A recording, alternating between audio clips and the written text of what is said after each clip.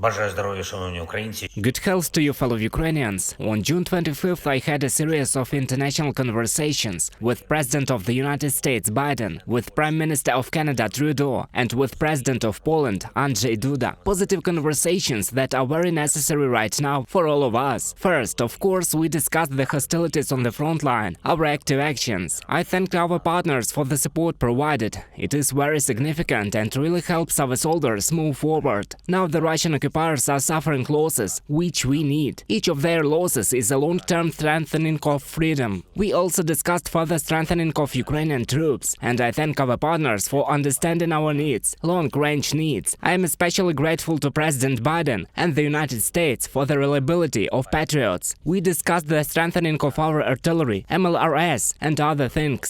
Second, the situation at the Zaporizhzhia nuclear power plant. Unfortunately, the world's attention to the existing Russian threat at the Zaporizhzhia NPP is still insufficient. Just as the reaction to the Russian blowing up of the Kakhovka hydroelectric power plant and the deliberate attempt by Russian terrorists to hit the dam of another reservoir in Kryvyi Rih was insufficient. I shared with our partners the information we have, the information from our intelligence about the Russian scenario of mining the Zaporizhzhia NPP, which has obviously been approved for terrorists. We must take very specific steps altogether in the world to prevent any radiation accidents. Third, the longer Russian aggression lasts, the more degradation it causes in Russia itself. One of the manifestations of this degradation is that Russian aggression is gradually returning to its home harbor. In our conversations with the leaders, we have exchanged our assessments of what is happening in Russia. We see the situation in the same way and know how to respond. And one more thing, very important meetings took place in Copenhagen. The format of political advisors, the office's team, Andriy Yermak, Andriy Sabiha and Ihor Zhovkva, met with political advisors to the leaders of Turkey, India, Japan, South Africa and the European Union institutions. We are bringing the implementation of the peace formula closer, and for this purpose we involve the widest possible range of partners. Relations with the European Union remain a top priority, and every week we are laying the basis for full membership. With just 15 days to go until the NATO summit in Vilnius, we are doing everything to ensure that the summit has real content, strong content. Positive decisions for Ukraine in Vilnius are the only possible positive decisions for our common security in Europe and in all the alliances as a whole.